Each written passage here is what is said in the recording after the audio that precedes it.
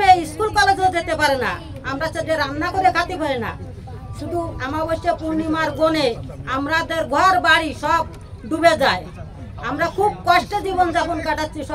এখানে দেখা যাচ্ছে লবণ পানির অনুপ্রবেশ হচ্ছে, যার কারণে বিভিন্ন ফসলের সমস্যা হচ্ছে।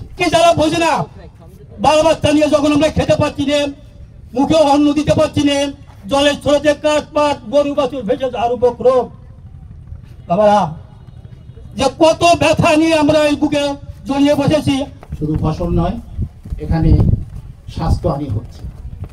এখানে অনিরাপদ যে বেড়িবাঁধ ভেঙে যাচ্ছে, ভেঙে গিয়ে শুধুমাত্র ফসলের ক্ষতি হচ্ছে তা নয়, এখানে একটি পরিবার নষ্ট হচ্ছে, জমি ফসল তো নষ্ট হচ্ছে, এই সাথে সাথে যেসব ফসলের পরে যারা নির্ভরশীল সেই পরিবার নষ্ট হচ্ছে, আর্থিক ক্ষতি হচ্ছে, সাথে সাথে শিশু নারীদের নিরাপত্তা বিঘ্নিত হচ্ছে এবং আত্মবিশ্বাস তো হারাচ্ছে।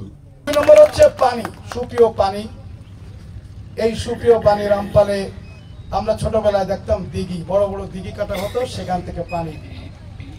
এখন আমাদের সব জায়গায় ডিপ টিউবওয়েল বসে না, রমজাইপুর পেরিখালি হতো, সে ডিপ টিউবওয়েল বসে না, এরকম একটা।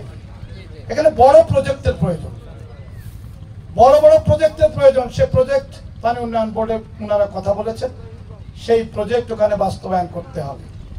তো রামপাল উপজেলা উপকূলীয় উপজেলা হিসেবে এখানে 3টা ইউনিয়নে আমাদের গভীর নলকূপ সাকসেস না হওয়ার কারণে এখানটা আমরা বিকল্প ব্যবস্থা আমরা গ্রহণ করি। এখানে পুকুর খননের মাধ্যমে আমরা বৃষ্টি পানি সংরক্ষণের ব্যবস্থা করি। এছাড়া পারিবারিক পর্যায়ে প্রতিটা পরিবারে রেইন ওয়াটার হার্ভেস্টিং সিস্টেমের মাধ্যমে এই পানির সমস্যার সমাধান করা হয়।